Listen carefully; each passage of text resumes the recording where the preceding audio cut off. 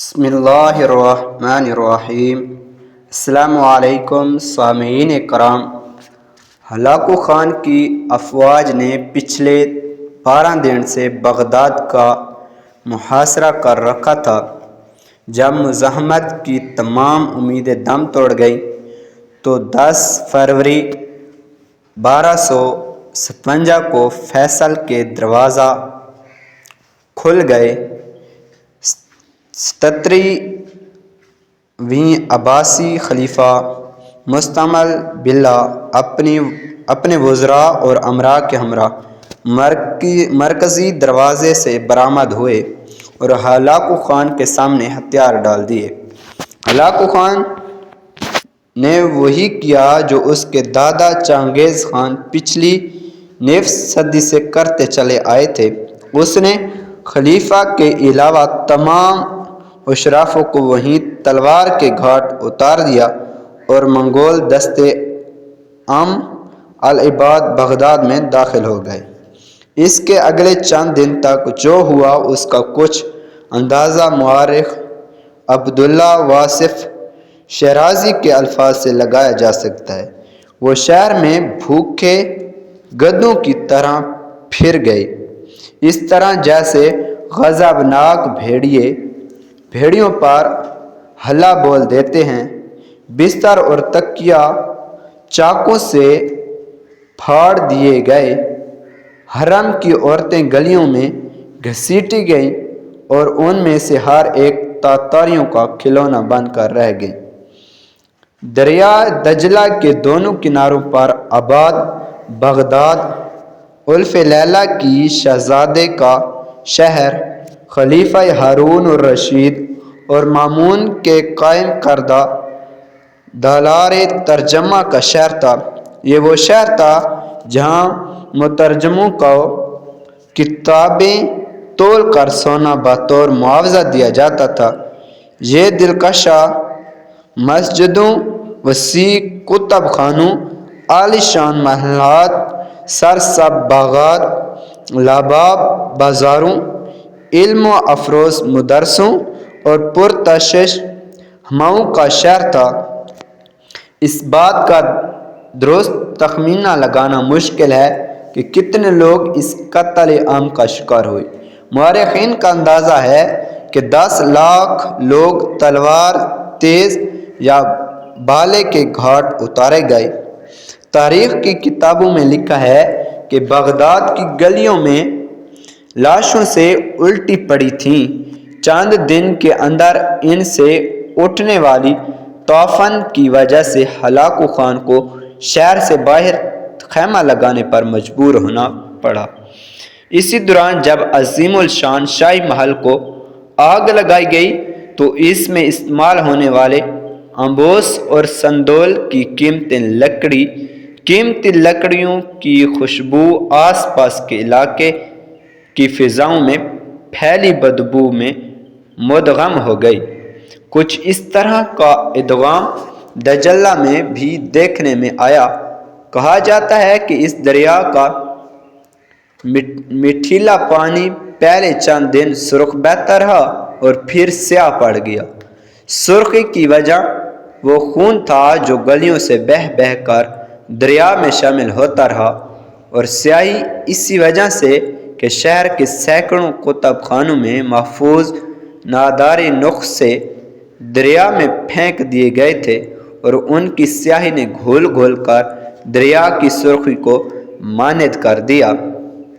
فارسی کے عظیم شاعر شیخ Saadi Khusro عرصۂ Baghdad میں رہے تھے اور انہوں نے یہی کے مدرسہ نظامیہ میں تعلیم حاصل کی تھی۔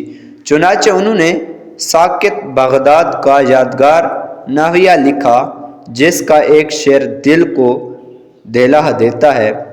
ہلاکو خان نے 29 جنوری سن 1957 کو بغداد کے محاصرے کا آغاز کیا تھا۔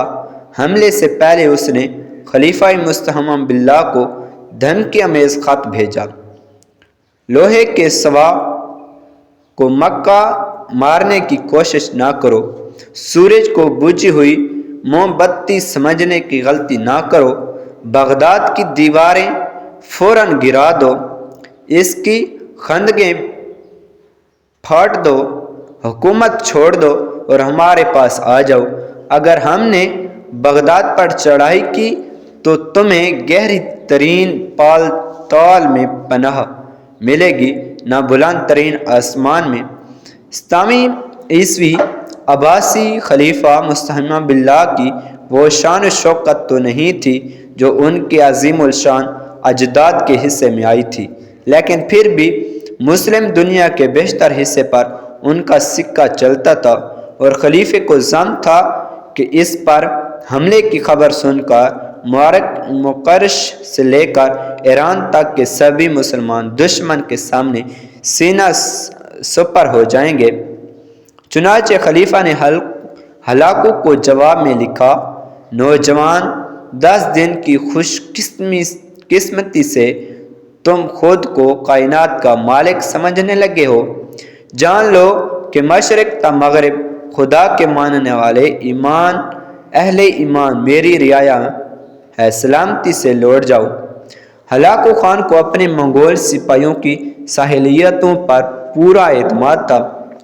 وہ پچھلے 4 اشروں کے دوران اپنے آبائی وطن منگول سے نکل کر 4000 میل دور تک آ پہنچے تھے، اور اس دوران معلوم دنیا کے بڑے حصے کو اپنا مطیع بنا چکے تھے۔ بغداد پر حملے کی تیاریوں کے دوران نہ صرف ہلاکو خان کے بھائی منگو خان نے تازہ دم دستے بھجوائے تھے، بلکہ آرمونیا اور جاریہ سے خصوصی تعداد میں مسیحی فوج بھی آن ملی تھے، جو مسلمانوں سے صلیبی جنگوں میں یورپ کی شکست کا بدلہ لینے کے لیے بے تاب تھے۔ یہی نہیں، منگول فوج تکنیکی لحاظ سے بھی کہیں زیادہ برتر اور جدید ٹیکنالوجی سے بہرو بر تھی۔ منگول فوج میں چینی انجینئروں کا یونٹ تھا جو منجنیقوں کی تیاری اور بارودوں کے استعمال میں مہارت رکھتا تھا۔ بغداد کے شہری آتش گیر مواد نفاذ سے واقف تھے، جیسے تیروں سے باندھ کر پھینکا جاتا تھا، لیکن بارود سے ان کا کبھی واسطہ نہیں پڑا تھا۔ اس زمانے کا بارود آہستگی سے جلتا تھا۔ منگولوں نے اس میں یہ جدت پیدا کی کہ اسے لوہا یا بکائی گئی مٹی کے ڈبوں میں رکھ دیتے تھے، جس سے وہ دھماکے سے پھٹ جاتا تھا۔ اس کے علاوہ منگولوں نے دھوئیں کے بم بنانے میں بھی مہارت حاصل کر رکھی تھی۔ ان کی منجنیقوں نے شہر پر آتش بارش برسانا شروع کر دی۔ یہی نہیں، منگولوں نے فیصل کے نیچے بارود لگا کر اسے بھی جگہ جگہ سے توڑ دینا شروع کر دیا۔ بغداد کے باسیوں نے یہ آفت اس سے پہلے کبھی نہیں دیکھی تھی۔ ابھی محاصرے کو 1 ہفتہ بھی نہ گزرا تھا کہ خلیفے نے ہلاکو خان کو بھاری تعاون ادا کرنے اور اپنی سلطنت میں جمعے کے خطبے میں اس کا نام پڑھنے کی شرط پر صلح کی پیشکش کی، لیکن ہلاکو خان کو فتح سامنے نظر آ رہی تھی۔ اس نے یہ پیشکش فوراً ہی ٹھکرا دی۔ آخر 10 فروری 1257 کا دن تھا جب خلیفہ نے شہر کے دروازے منگولوں کے لیے کھول دیے۔ دراصل اس سارے کھیل میں خلیفہ مستعمم کا نمک حرامی وزیر ابن اکمی ملوث تھا۔ ہلاکو خان ابن اکمی کے دعوت پر ہی بغداد فتح کرنے آئے تھے۔ منگول مذہب میں کسی بادشاہ کا زمین پر خون بہنا بدشگونی سمجھا جاتا تھا، اس لیے ہلاکو شروع میں خلیفہ کو یہ بروا کرواتا رہا جیسے وہ بغداد میں اس کا مہمان بن کر آیا ہے۔ خلیفے کی ہلاکت کے بارے میں کئی کہانیاں مشہور ہیں، تاہم زیادہ قرین قیاس ہلاکو کے وزیر نصیر الدین توسی کا بیان ہے، جو اس موقع پر موجود تھے۔ وہ لکھتے ہیں کہ خلیفے کو چند دن بھوکا رکھنے کے بعد ان کے سامنے ایک ڈھکا ہوا خوان لایا گیا۔ بھوکے خلیفے نے بے تابی سے ڈھکن اٹھایا تو دیکھا کہ برتن ہیرے جواہرات سے بھرا ہوا تھا۔ تاریخ کا ایک عبرت ناک منظر، تاریخ اسلام کا کتنا عبرت ناک منظر تھا جب عباسی خلیفہ مستحکم باللہ شکست کے بعد آئینی زنجیروں اور بیڑیوں میں جھگڑا، بے بسی اور بے چارگی کی تصویر بنا چنگیز خان کے پوتے ہلاکو خان کے سامنے کھڑا تھا۔ کھانا کھانے کا وقت ہو چکا تھا۔ ہلاکو نے خود سادہ برتن میں کھانا لایا اور چند دنوں سے بھوکے خلیفے کے سامنے سونے کے تاشوں میں ہیرے اور جواہرات رکھنے کا حکم دیا۔ پھر معزول خلیفے سے کہا، محترم کھانا تناول فرمائیں۔ تاج دار بغداد بے شرگی، بے بسی اور شرمندگی کی تصویر بنا کھڑا تھا۔ بولا، میں یہ ہیرے جواہرات کیسے کھاؤں؟ ہلاکو نے سوال کیا، سنا ہے تم اکثر کہا کرتے تھے کہ ہیرے جواہرات دیکھنے سے تمہاری آنکھوں کو ٹھنڈک ملتی ہے۔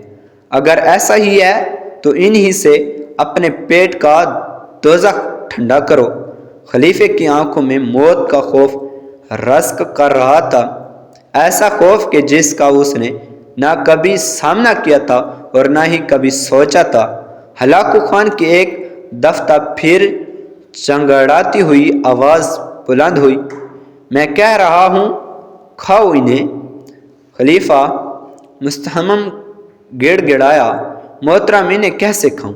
یہ بھوک نہیں مٹا سکتا کیونکہ یہ کھانے کی چیز نہیں ہے۔ پھر تم نے یہ سونا چاندی میں ہیرے جواہرات جمع کیوں کیے تھے؟ وہ مسلمان جسے اس کا دین ہتھیار بنانے اور گھوڑے پالنے کے لیے ترغیب دیتا تھا کچھ جواب نہ دے سکا۔